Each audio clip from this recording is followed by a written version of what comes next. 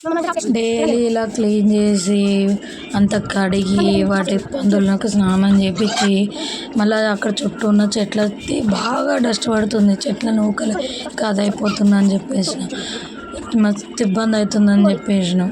మళ్ళీ ఇక్కడ వీటికి ఎండకి వానకి అసలు పాపం వాటికి మస్తు ఇబ్బంది అవుతుంది, ఉండలేకపోతుంది.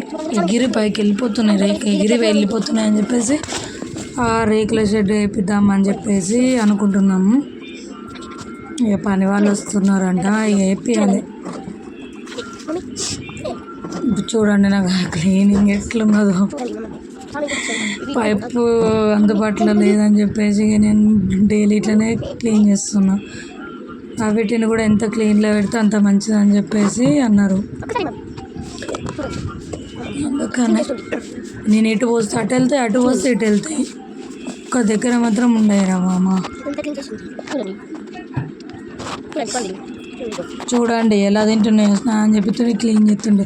అవి తినేటప్పుడు అయితేనే క్లీన్ చేయడానికి వస్తుంది, అవి మామూలుగా ఉన్నప్పుడు అయితే నూకేసుకుంటూ వెళ్ళిపోతాయి బయటికి. వాటికి ఫుడ్ పెట్టినప్పుడే క్లీన్ చేయాలి.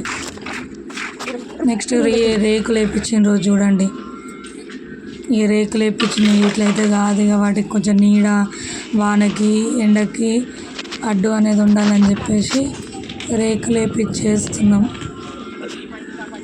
మా స్వామి వాళ్ళ మీద ఉన్నప్పుడే చేసేస్తున్నాం. చాలా అయింది నాకైతే. అబ్బా వాళ్ళ కింద పని చేసుడు అయ్యింది అంతా. చూడండి ఎంత చెత్త అయింది.